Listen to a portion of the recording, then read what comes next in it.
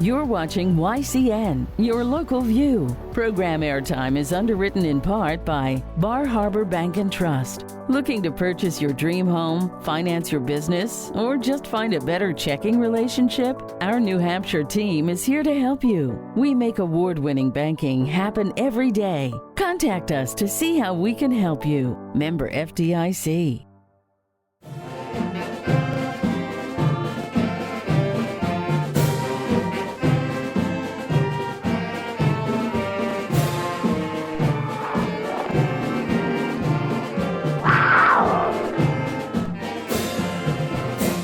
Well, welcome to Cougar Chronicle. There's a lot of love here today. It is February. It is February after all. It'll be airing in February, so we've got Valentine's Day, which always cracked me up. I told my wife, I'm like, why did the card company get to tell me when I get to like my wife? Can't I like her the other 364 days of the year as well? I know she's watching this, so love you, honey. I do too. I love you too. But no, we've got a great show today. I love the show. Very excited to come back. Love the show. I cannot believe that this school year has flown. It's remarkable, amazing to me. I know. And just the opportunities to share the stories with the people that we come in, and such the amazing things that happen. Still riding the wave from deliberative session from last month. I know. And just the things we've got going. It has spurred and evolved into just wonderful conversations with community members and staff members, and just trying to get the word out and how do we improve situations and kind of go from there. But as we go on, there's still more stories to be told. I know we get an hour a month, but I almost think we could do 5 or 6. We have a channel. We have a KRSD channel. We're not.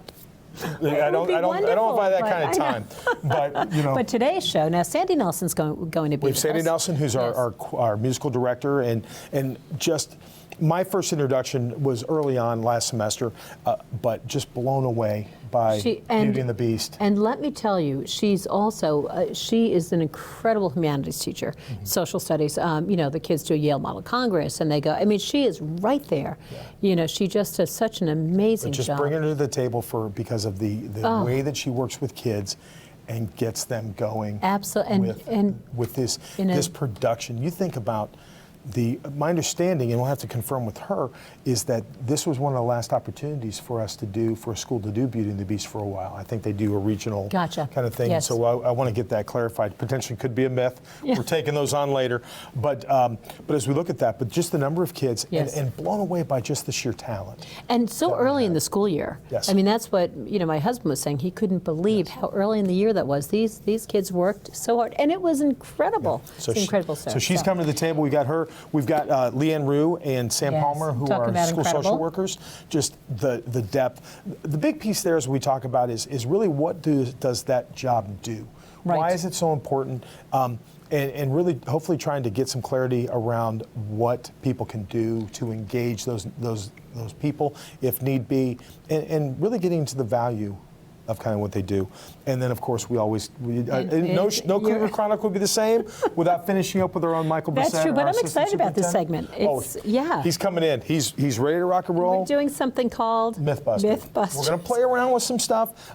This one's a little bit different because as we talk about things, and we'll talk about it more in the segment, is not so much misinformation, but just trying to provide clarity on some of the things that we hear a lot. And this has the potential of being more than just one time. Yes, I can see us doing this throughout. And really, it could be almost a standalone part in conjunction with the Ask the Superintendent, which I think so too. As we go with. You're just trying to get off that segment. If in a heartbeat, if I can do it. I know you're not going to let that go, so I won't try. But it's definitely a way to do that, and it's always great to have Michael on board to talk about that. This is going to be a great show. We're glad you decided to join us today. Appreciate it.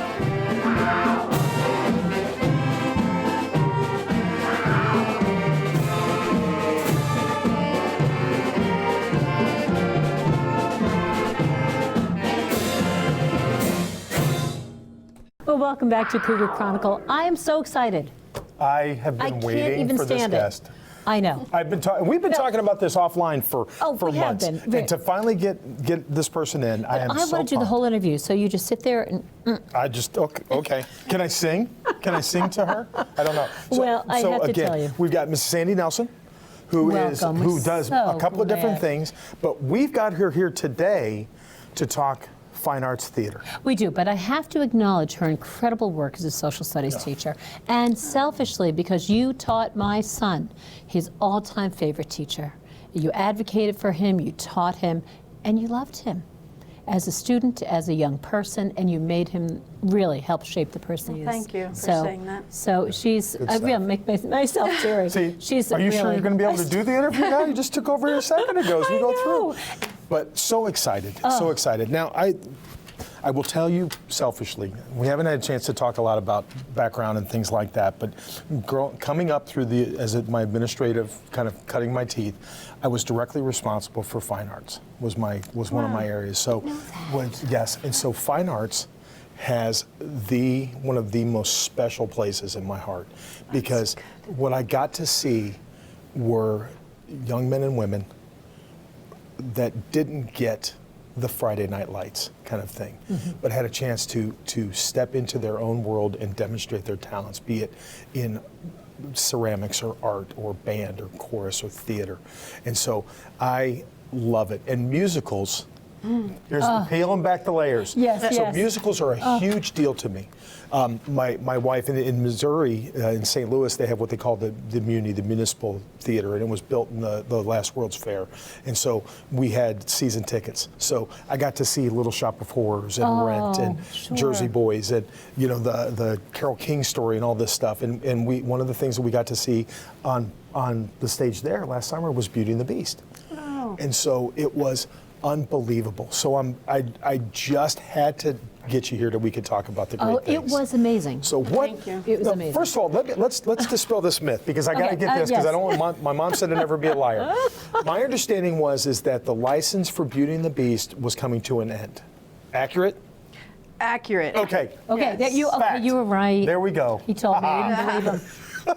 I'm sure eventually it will be back on for licensure, but at this point, amateur theaters cannot license. So what does that mean? You just can't do the play anymore? They won't offer you a license to perform that show. I believe it's going back on Broadway, and that's why they're taking the license off for a little while. So, and which is amazing. So we've got that. So much work I know goes in to that production, but how much fun? I mean, just talk about the journey. What is from here's what we're going to do to the last curtain call. And so quickly you did it. What does that life look like for you? So typically every June I do a reveal for the juniors all the way through the incoming 9th graders. So the 8th graders are invited up for a reveal. And so we revealed in June that we were doing Beauty and the Beast, that we just received the license for that. And the kids were, I think, excited and also kind of curious we were doing a Disney show. Auditions are at the end of August before school starts, so that process starts right away. Over the summer, we had my tech director and my student tech designer design the set for Beauty and the Beast. Oh, wow. So Tristan Jordan was responsible for designing the set.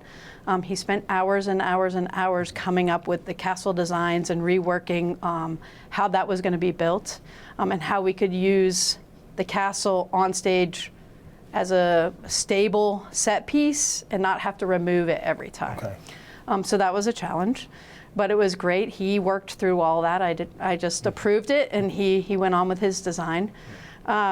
Once we had a cast list and we started rehearsals start right away, and we usually rehearse 5-6 days a week, and as we get closer to the show, it's 7 days a week that we're rehearsing. Wow, that's a lot.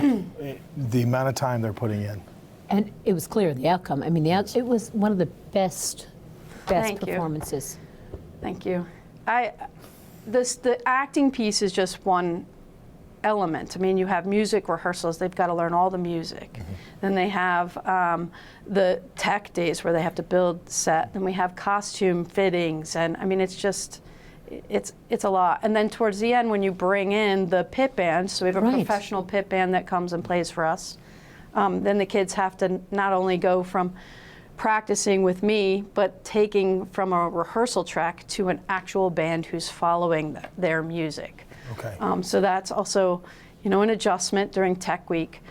Tech Week is extremely fun and extremely stressful. And it's really hard, once we get to the opening night, it's really hard to believe that it's almost over. I never want it to end when we get that far in, and then we have a wonderful weekend of shows, and then we strike everything the same night. The last night of the show, we strike, and it's a clear stage for the next Monday. You must be so tired, though. I always wonder how you do the strikes at the end of the last show. Well, we had 30 performers and 20 techies that were involved in the show, so we had 50 students, a total of 35 individuals, so we had 15 adults that were part of the production, and so there were 65 of us striking set, and we did it in teams.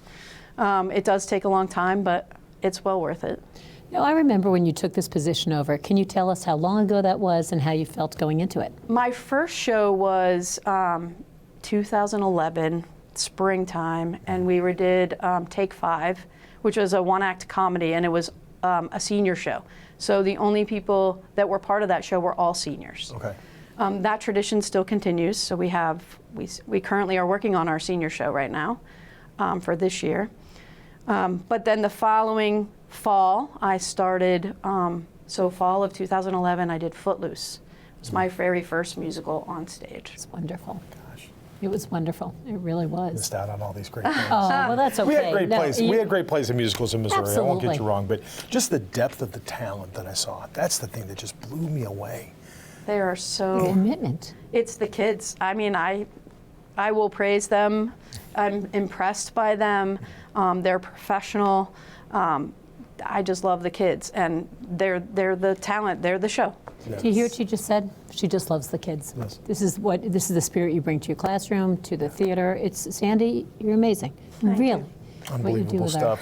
Is there, and as you look back, you know, is the current production, is that always the favorite, or is there one that sticks out? It I mean, seems you know, it's like that. it gets bigger. You know, you don't want no pressure because I'm sure your kids are watching. But I mean, yes, that happens every year. I'm like, oh, this is my favorite. No, this one's my favorite. So each time it's a different group of students, a different love of theater, a different presentation, and it's just amazing every time. And so it's really hard to compare. You know, you got Mamma Mia with a rock band, and then you've got Disney with Beauty and the Beast. How do you compare? Right. They're all very different. 42nd Street was a unbelievable dance show. So they're just different, and they're all amazing. Do you have I'm curious to know if you had the ability and the resources, and you could pick any musical. Put you on the spot. Which one would it be? I've already done my absolute favorite musical was Anything Goes. They have since changed the script a little bit, so it would be a little bit of a different show. But that was my favorite script show. But every year, these group of students are my favorite. I'm working with them. I love them.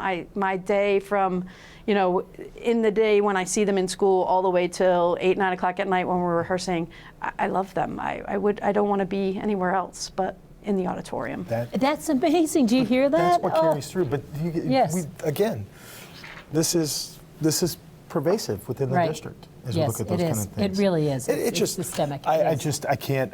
It has always been fun. That night was so much fun. My understanding is that we had huge ticket sales. Were the records broken that We had weekend? 2 nights that were sold out, and the other 2 had 400 plus attendees. Okay.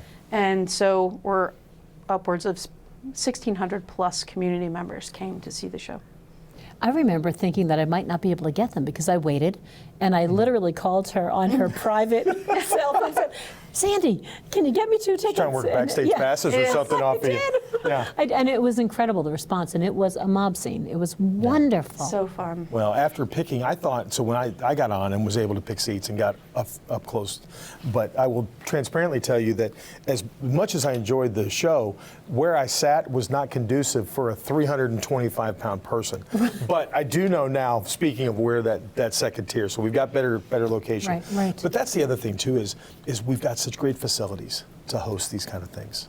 Beautiful auditorium, great. And have we had some changes? We have had additional LED colored lights on stage. We have a new scrim that's we used for Beauty and the Beast, where it's center stage, it's black, it comes down in the middle. Then we had those projections on the screen, and then the scrim goes away and the castle comes out.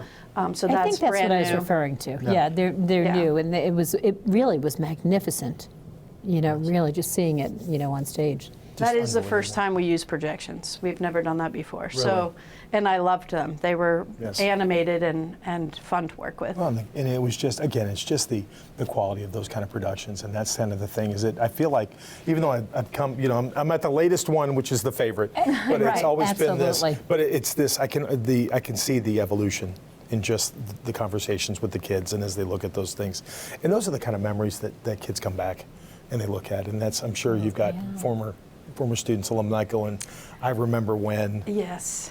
Yep. Every year we do an end of the year ceremony or celebration, and it's called our CAGs, which is Kearsarge Actors Guild Awards. So it's kind of like the Oscars. I love that. So the alumni come back. They're the ones that present all of the CAGs as my alumni, and they come a little bit early before all the current students, and then we can hear all the, I remember when, and this was my favorite show, and it's really fun to celebrate, to have the alumni celebrate the students who are going through it right now. So tell us more about the senior shows, and kind of from there, what else is going to be happening within the theater programs? Okay, we have an all-senior show.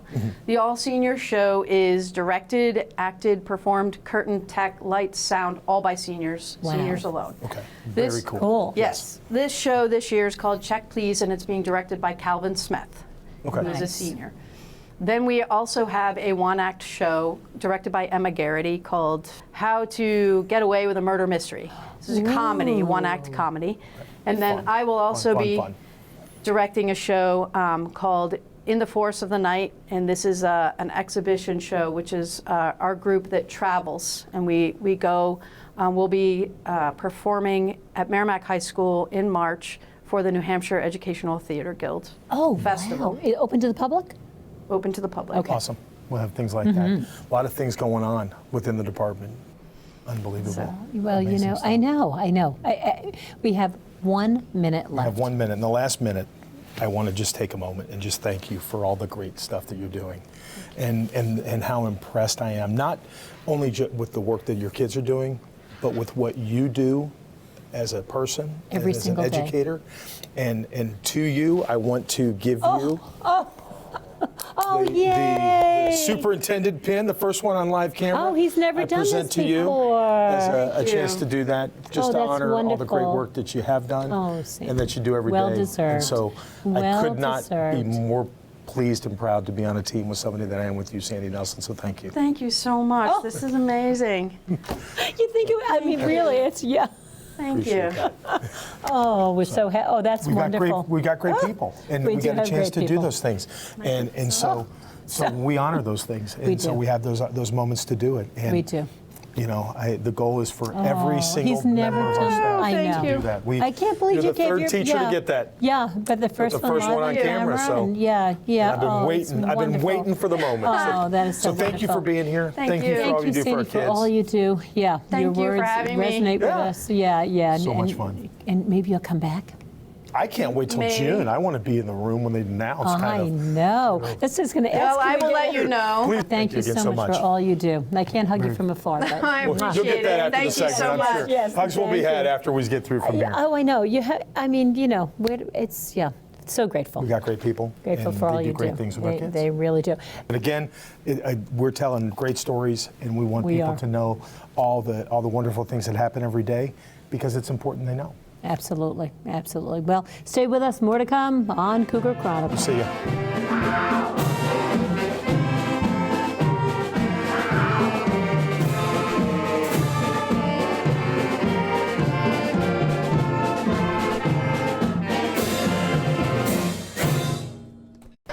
Well, welcome back. We're glad you're staying with us here at Cougar Chronicle. I know. Are you amazed I got the name right? Is that why you're looking at me like that? Practice makes perfect, just like Sandy, when we talked about Sandy Nelson and all that. I love her. And here's the thing. I wish we could have had her on the very next day Yes. from that musical Oh, me piece. too. I've been to a number of it was performances amazing. over the years. Unbelievable. So got tickets as soon as I could.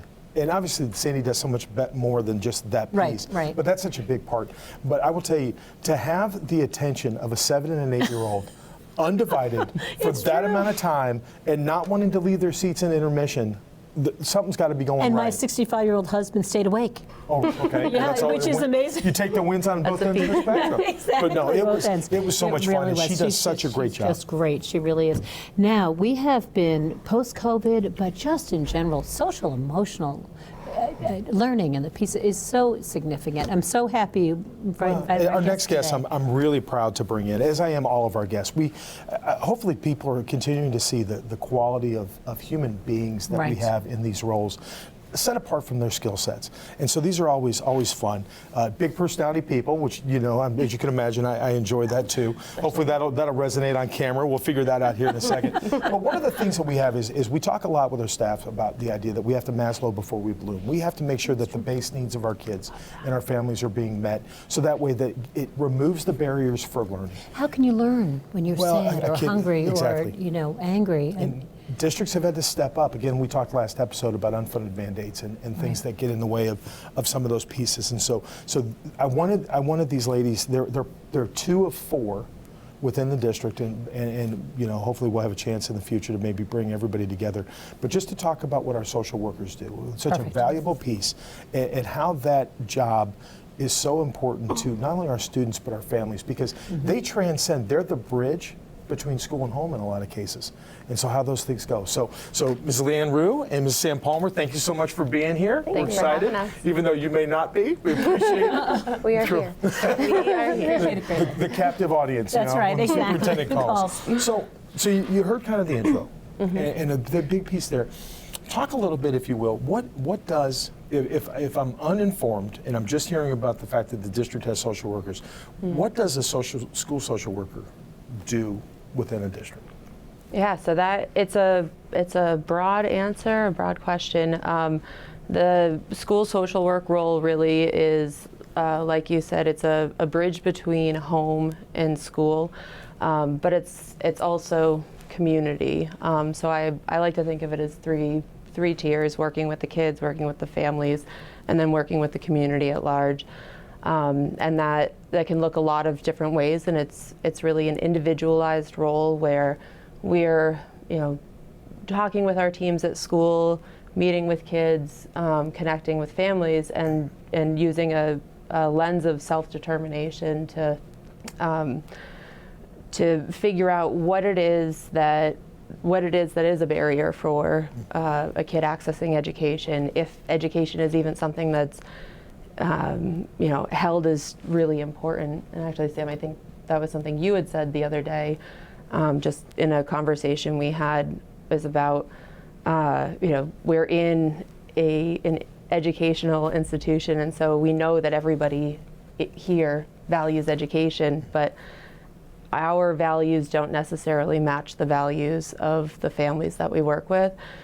And so we have a really unique opportunity to get to know people on a deeper level and understand what those values are and how we can help help the kids, help the families get the most that they can out of what we have to offer here. Sam, as you talk about the idea of that value of education, how do you go about trying to get families to understand that what we're doing here 5 days a week has opportunities? I mean, what are some of the ways that you're kind of combating that? Because you have kind of a dual role, obviously, at our high school, as a social worker, but then also a school-based counselor as well. So how does that look for you? Yeah, so I work at the high school, which is awesome. I love working with teenagers, right? I know. Specialized crew. That was my wheelhouse. That was true. I do. So really, I think rather than me trying to inflict my values on them, I really try to understand where their values lie first, right? So instead of, you know, assuming that, you know, graduating and then going to a 4-year college, like that's top priority. It's not always, and that's okay. And just really coming with the lens that like every family, every child, every parent's doing the best that they can with the, you know, the skills and the knowledge that they have right now.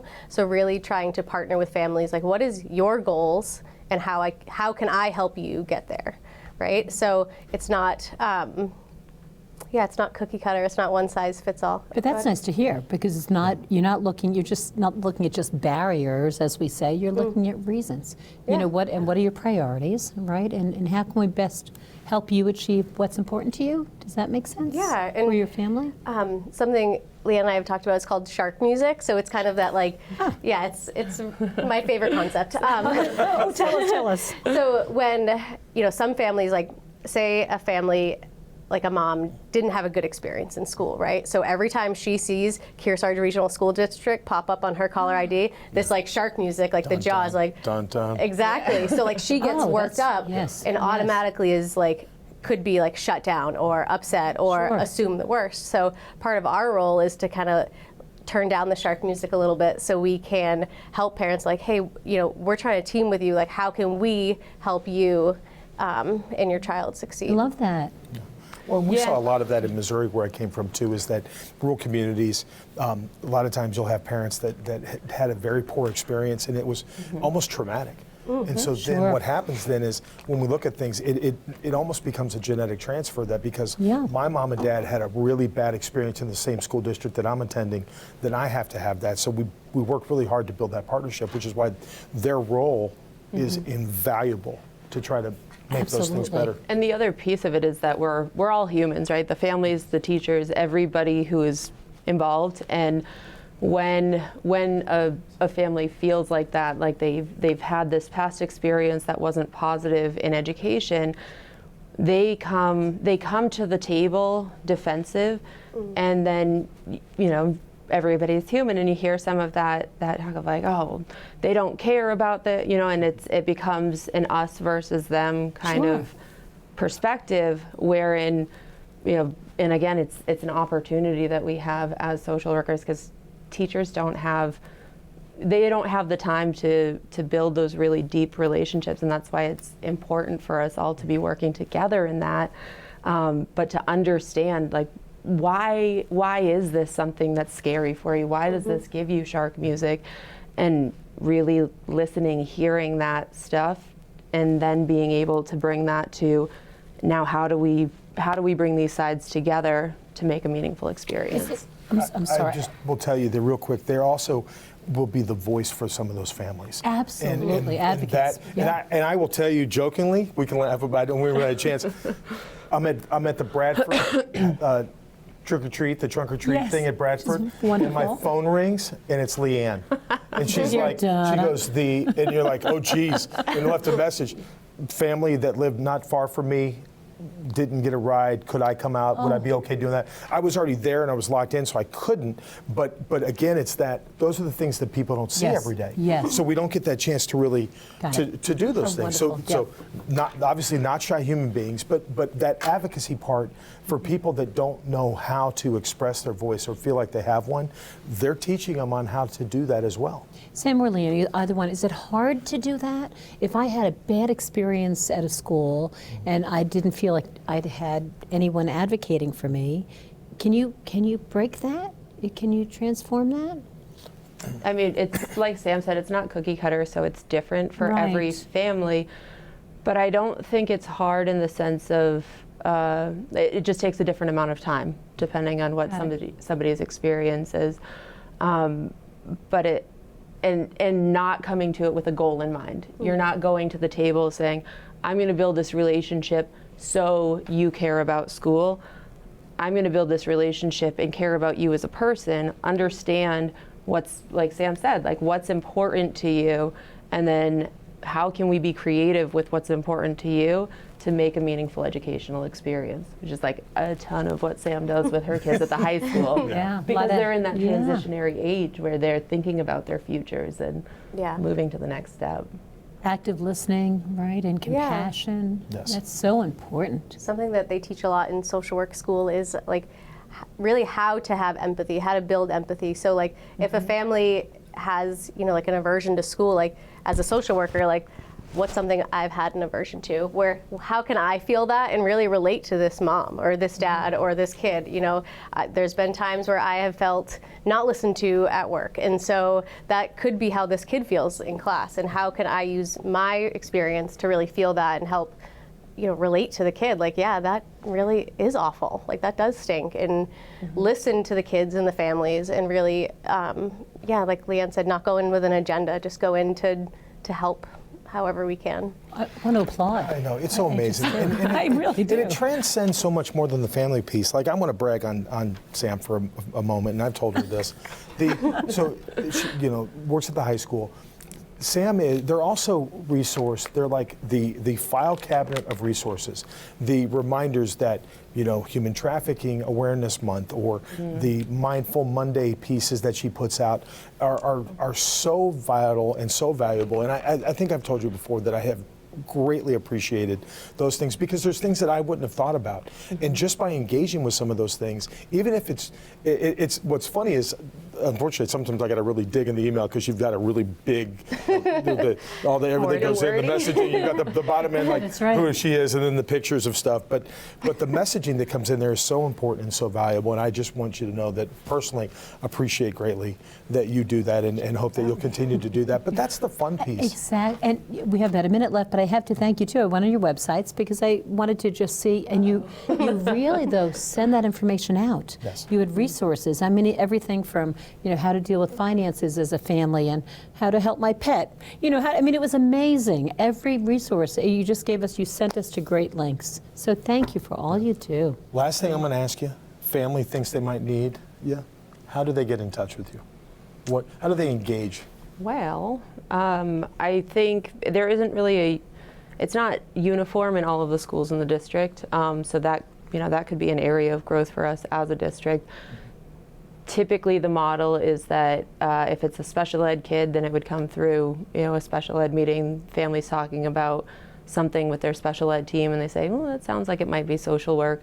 And then the other way through school is if the MTSS team, so the multi-tiered system of support, their team meets and says, hey, this kid is struggling or this family is struggling, right? Like the family, an elementary thing that we encounter is a family struggling with getting their kid to school, or teachers struggling to get a family to the table to talk about the kid. Then they might pull me into an MTSS meeting and say, hey, this is kind of what we're seeing from this kid. Does this sound like social work? And then depending on who the family is and what other relationships they have in the school, it would either be a cold call or a warm handoff. I have another avenue. I had a community partner who I've worked really closely with, who's working with a parent, and she wasn't connected to me anyway, long story, but he reached out and said, hey, I know this parent, are you able to reach out to her? She would love to hear from you. And I said, absolutely. Yeah. Leanne, Sam, again, we do these segments, and we could stay here all day. And we're getting all those motions from our producers saying. Yeah. Anyway, but thank you so much for joining us. Thank you. And thanks for having us. Everything you do for our kids every day. Oh, so grateful. So great to be on a team with you. Thank you. Appreciate it. That applause, we should be applauding. Yeah. Hey, I wonder if we'll be applauding in a bit when Michael Bessette comes in. He's going to be. He's coming in. We got his segment is always fun, changing some things up. Yeah. And I think he's fired up and ready to roll. For a change. For what? Yes. No, he's so demure, but it'll be great. We're always excited to see him, have him in. I'm glad he's been a longtime staple with the show. I see that being as long as we're sitting together, we'll have those things rolling. But looking forward to having him on. We'll be back with Michael in just a moment here in Cougar Chronicle. Stay with us.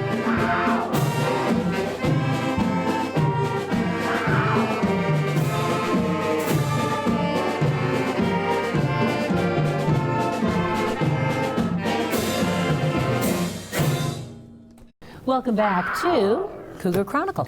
I almost want to say Kearsarge again. How many shows have we done? Well, this is number 4. This is actually it is. I know, it's ridiculous. Can you believe it's gone by this quickly? It's so much fun. And that's the best. Time flies when you're having fun, and it's always good to spend time. It is. And and that social, emotional peace and connection. How interesting was that, talking about with our students? Oh, well, and when we talk about the idea of our social workers, number one, phenomenal ladies that do great work for what they do. But the biggest piece is trying to really bridge that gap, because at the end of the day, it is about student learning. What can we do? What are our obligations?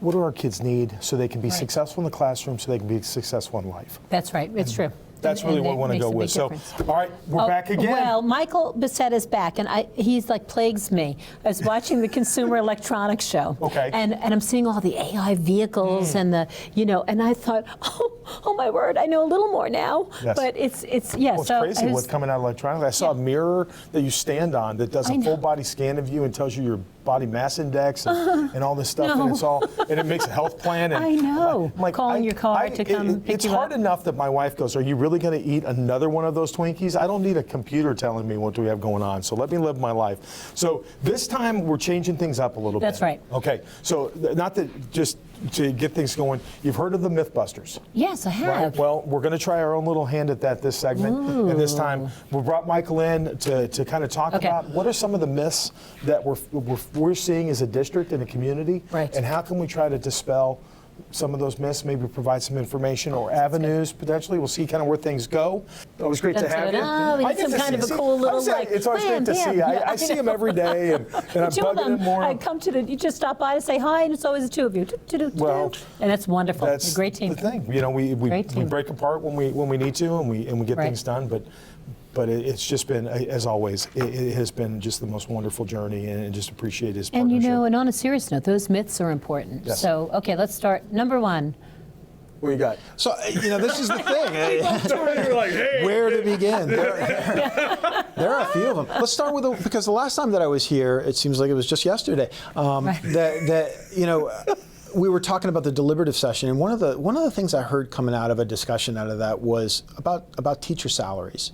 And we've got an important vote coming up, obviously, that surrounds the idea of our teacher contracts, and I think it's important to confront a rumor that's out there or a myth that's out there about how are teachers paid for a school year, or do they have their summers off? I think is the way it's expressed. They get paid an awful lot of money to have their summers off. It's expressed. There's 1,000 different ways people will express it. But it always just comes down to this myth about what do teachers do between June 18th and August, right? And are they or are they not paid over that period? And a lot of people just don't understand that teachers actually in their contracts are paid for 100, in our case, 88 days. Right. That's it. They don't get holidays. They don't get vacations. They get 188 paid days of work. That's it, at 6.25 hours. Multiply it out, there's your per diem rate, and there's the grid. And people want to look at that equation and they want to say, well, they are, they're making this much, or they're making too much or too little, or whatever it is. And then they base all of these decisions on this premise or this misunderstanding that they're being paid over the course of the full year for a full year's worth of work. In reality, they're being paid for 188 days. But that does not include all the things teachers do to actually stay abreast of what they need to do, right? So there's licensure requirements that they independently work on. Goal setting is part of our Portrait of an Educator work. Yes. They will go out and find resources during the summer to read books. Even travel sometimes is a function of actual professional development for teachers, because they maybe they teach a language, they're going to Greece and they're speaking Latin, right? So they want to go and learn more about the culture. Teachers are very active individuals for a lot of different reasons, as you well know, right? And the part of that myth is I was one of the teachers who spread that salary out over the summer. 26 pays. Because I wanted to make sure that I wasn't going to run out of money, right? And so someone might have been better at budgeting, but I thought, okay, I have X amount coming in every couple of weeks, or every week, I'm forgetting now. And, and it made sense for me, but I was getting paid not for the summer, but just spread them out. Right. Well, and that was the whole goal. You think about that historically, is that there was a time and a place where if we paid you just in the time period of your contract, then you might be applying for unemployment in the summertime, which would be an additional expense. But because we have things spread out over 12 months, we're able to take that piece spread out. So when you look at the salaries that teachers make, again, it comes back to that 188-day piece. It's not an annualized salary. No, if you annualize that salary, it would be significantly higher. And not to say that those teachers aren't worth that money, but it's not an apples to oranges, an apples to apples comparison. It's very different. And what I hear you saying, Michael, too, is that, you do spend a lot of time in your off time. And I know I did, because it was something you wanted to do. Yeah. You did lovingly, but it was also a big time commitment. Right. And I'm not suggesting that every moment of the summer they need to recharge their batteries like everybody. Sure. It's a high compressed, environment for kids and for adults. And so taking the time to renew and recharge is important, granted. But what I do want people to walk away from this experience is understanding these are intelligent, highly trained professionals who have degrees, a minimum of a bachelor's degree. Most have masters. Master's degree, the majority have. It's 70%. 70% of our teachers have an advanced degree. And it's not required now. It was back when I was teaching. Right. You had to go for that master's, but now it's not. Right. And people do it because they want to. Right, because they're furthering their profession. They're wanting to add more arrows in their quiver, tools in their toolbox. They want to make themselves better educators. Absolutely. That leads me to myth number 2. Okay. He's rolling now. We need a big number 2 on the screen. And I think it's important because, again, it comes out of the delivery to some of the discussions that we were having. But people want to say to us sometimes that, we have all this money left over at the end of the school year that we never were able to expend. And unfortunately, and it preceded COVID, but it was exacerbated by COVID, we cannot fill positions. We just can't. There are a number of positions that are still open throughout. Usually they're paraeducator positions, which require a little bit less education than a classroom teacher in terms of what is brought to the table. But we had a multitude of other positions that are teaching, quote unquote, or related service provider positions that we just can't fill. But we have an obligation to budget for, because we need those people in our schools. We're working many workarounds to try to either bring in consultative people to do that work at 3, sometimes 4 times the cost, right, in order to do that. And we know the best way to do it is to actually have the people on staff, which is why we try to budget for that, to make sure that they're on staff. But we can't fill those positions. When those don't get filled, that becomes a portion of the funds that holds over, and we only retain 2.5% of that. The rest goes back at the end of the year to offset taxes, right? People look at that as inefficiency. They look at that as us not being able to budget properly. And one of the things that is most commonly misrepresented out there around this argument is, well, if you know you can't fill the positions, then why budget for it? Right? And you have to. By law, we have to. That statement makes me sad, though, because those are services for our students that aren't in place. Well, when I've gone around to talk with select boards and town communities, we always talk about this point. Like this last year, we gave $2.8 million back to the towns to leverage against taxes, and people go, well, that's wonderful, but we see it as that's $2.8 million in planned services that we weren't able to provide. Right. And so it becomes those issues. We plan for everybody to be every bus route, every para, every secretary, every custodian, everything to be filled. And we have to plan that way because there's a statutory obligation to it, the legal piece to it, plus just the ethical fact of not making sure that we're not shortchanging it. And at the end of the day, our teachers do a great job. Our staff does a phenomenal job of adjusting in the heat of that, but it presents its own set of problems. And let's take that back to myth number 1 for just a second. Okay. Because they are connected, I promise. Oh, no, we know that. Right. Please, go Don't ahead. Don't even need AI to figure this one out. It really comes down. Roll. You got his coffee today. It really comes down to this: competition. And it's no different than the business world. I mean, you've had some guests here, for example, our social workers or our counselors or BCBAs, our behavioral specialists, that right now we've never had to worry about competing with our hospitals or with different types of business or trades that hire these people. And they are not bound by contracts and CBAs that limit the amount of funds that we can pay those providers. And so when we hire a BCBA or we hire a therapist, we're competing against a hospital who can pay them $30,000, $40,000, $50,000 more. Versus private. Right? And often a series of very different benefits too. So people want to look at this as, well, they just don't want, we can't find people, or you're not a great. They're not there. Right. And in many cases, their price tag is so much more money. We had a situation this last summer trying to bring in a school psychologist where we were trying to contract with that person and made a 6-figure offer to that person, and they turned us down. Wow, okay. And so that's the piece that you don't get, and that's a contracted part. And so that's across the board. I will tell you, whenever I hear salaries associated with the school, I think, my goodness, in the private sector, these would be very different. And so that's what you're competing with. It's not just going to the next district over or taking from, this is... And there's sizable pay increases. In some places, we've lost highly qualified, very competent, caring adults that they've doubled their salary with a move that may take them 20 minutes further than where they drive now. I'm glad you pointed this out, because that's something that you just don't really think of. And I think it's really important when you see the vote on the teacher contract and pushing the contract through. That's a negotiated contract that takes into account all of the things that we've just described and more. And making our teacher salaries and benefits program for all of our staff, it's not just always about the classroom teachers, it's about keeping everybody in that fold competitive within the market to try to make sure that we can always fill our positions. And we struggle to do it because this year we're going to have our contract that'll last 3 years. I promise you that tomorrow, the neighboring school district who's in the same boat that we are is going to be in that same competitive band, and they're going to look to adjust accordingly. So it's make always an adjustment to their schedule that we do to ours. So you're always, and that's just school districts. That's not even a private company that says, you know what, I don't care what the school's paying you. We'll get, and then the fringe benefit. You think of an HR professional, right? Whether private versus. We have 1 minute left. Do we have any more myths you want to do? Oh, we got tons of 30 seconds They're or not going less. to be today, but we'll have you back and talk more about Exactly. that. But and I think those are the big things we constantly are talking about. Not misinformation, but just making sure that people are aware that a great opportunity to ask questions. We're doing the MythBuster piece, and we do that kind of tongue in cheek.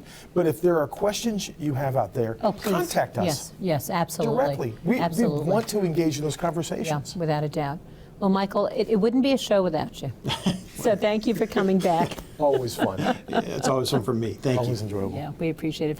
Yes, Michael Bessette. Yes, so thank you for joining us. We're grateful for that. That. You always get to be here for my favorite segment of the show. You know what that is? Ask the superintendent. Ask the superintendent. It's coming up with us on Cougar Chronicle.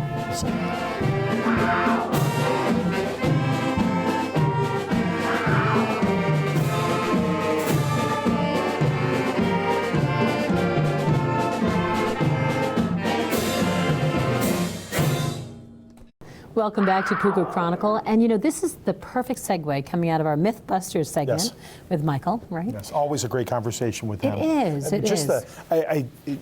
Again, like I've mentioned this and we joke about it, but I get the opportunity to work with him every day, and I get to see the great things that happen, and just the partnership and the wonderful things that are happening for the district.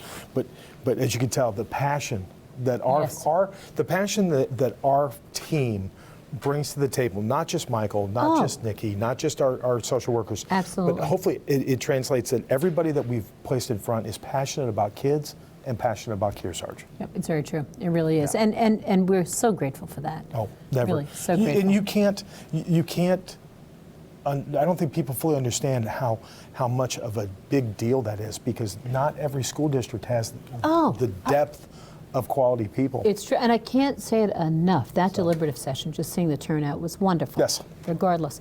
Now, that brings me to the question that I received, which is really something we've been discussing a lot. Yes. But this question was concerning how will we see the outcome of that deliberative session represented on the March ballot? What are some of the initiatives and the, So deliberative session basically dealt with five warrant items.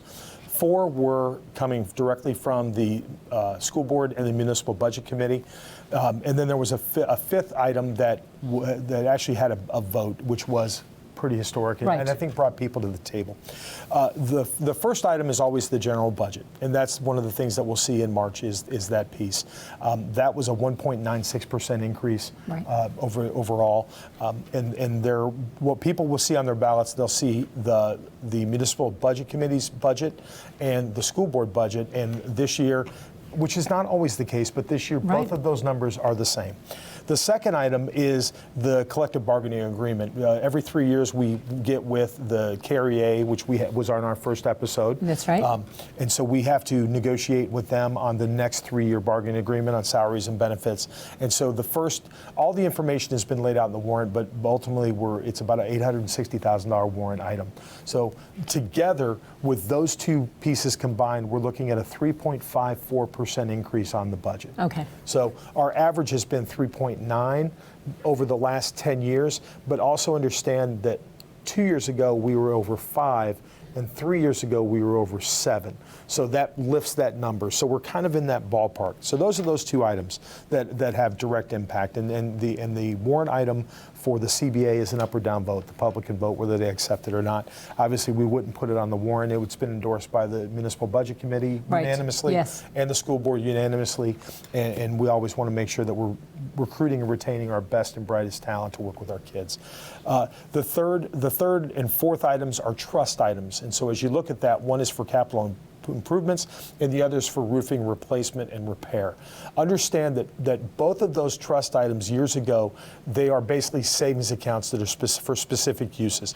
The district set a target amount for both of those items, and we have not hit either of those targets yet. So what it is it would be $100,000 going into each of those. What I want folks to definitely understand is that's not additional money. Those are funded at the end of the year. So when we have our overage, whatever's left over, if there's money to fund those, which we've always had money because the last few years we've given some back, but it only gets funded if there's money left over. It's not, we don't front load that. It's not additional funds that and you're then looking the for. last piece of the deliberative, as everybody would remember, if you haven't, I would always encourage people to get on YCN and watch the deliberative session that's been filmed. Was a petition warrant, and that was looking at the potential of a tax cap on student per student cost, getting into different things like that. The vote was the vote. It was a 92% and change to 7% and change voted that down versus the people that wanted it. But that will not go on the budget, on the ballot in March. We won't see that again. Because of the deliberative Because of the deliberative session. And part of that is the fact that if you really are interested, I would encourage people that have an interest to jump on the school website under district, and you can see the charter in the articles of incorporation that we've done. We have a very interesting and unusual charter that drives a lot of stuff. So one of the things people need to understand is the language of our charter says only appropriation language for appropriating funds is allowed on the ballot in March. And so that's why you wouldn't have seen the petition warrant on the ballot in March, because it had to have been dealt with during deliberative.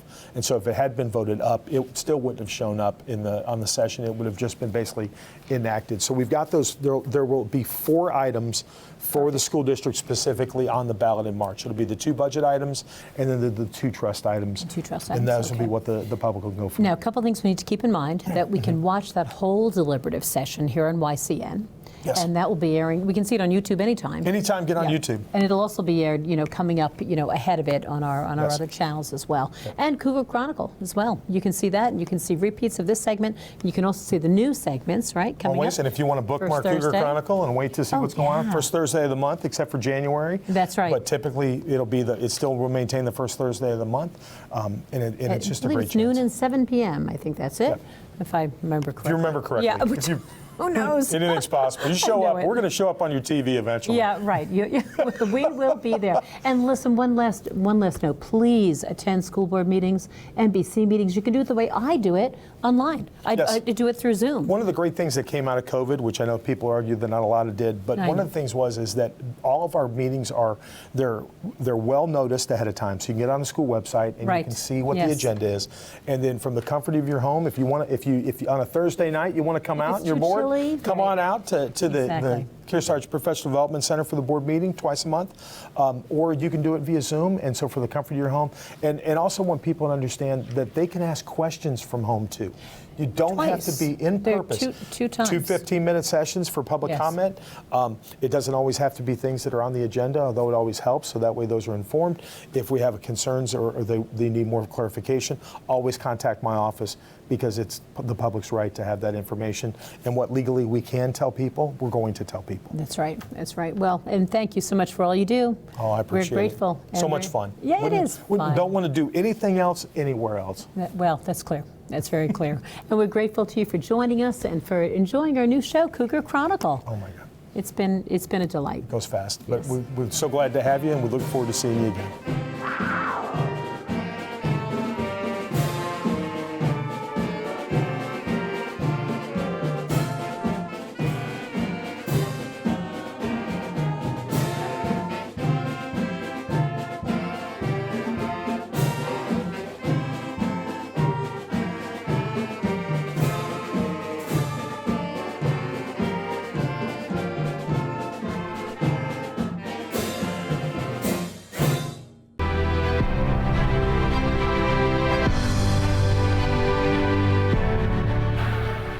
You're up, sir. Hi, Stephen Schultz from Newbury.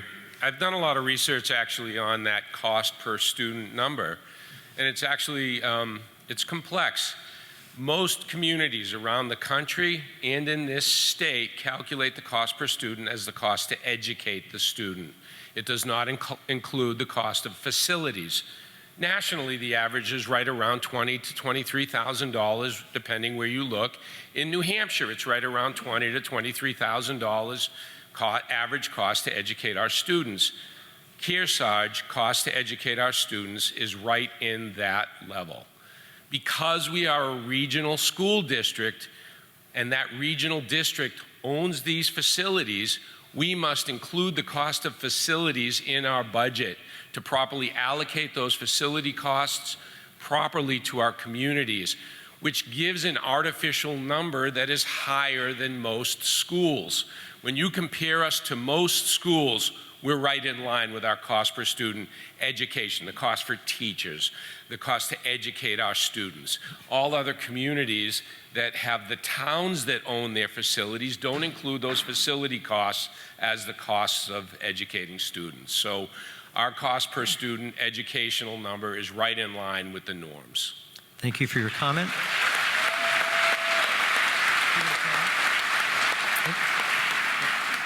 Hi, my name's Claire Kettler, and I want to respond. I'm the Newbury elected Municipal Budget Committee member, and I did not vote in favor of the budget. I did try to negotiate a reduction, a small amount of 0.54%. I thought the school board did a great job with the collective bargaining agreement, and that would have only brought it to 3%, but no one was in agreement. I also didn't agree with the curriculum development specialist because I thought it was another administrative position that they could not provide any data that it would increase our student outcomes. So I voted against the budget, so I'm just clearing the record. I didn't feel as an elected member could make any difference. And I would like all of you to please come to the meeting so that you can see what's actually happening on the Municipal Budget Committee. Thank you. Thank you. We'll go to this side and then we'll move back over on here. You're up, ma'am. Good morning. My name is Liz Dever and I'm a resident of Sutton. Today, as I listen to the concerned voters of the district, I can sense that regardless of which side you're on. Ma'am, can I ask you to move the mic down so we can hear you? Oh, okay, sorry. Thanks. Regardless of which side you're on, the education of our children is top priority. Yet, we must not forget who is footing the bill for this. I have lived in Sutton for over 20 years, and every year my taxes for the school seem to rise, yet the student population decreases. In 2005, there were over 700 students at KRSD High School and only 2 administrators. The SAU had a superintendent.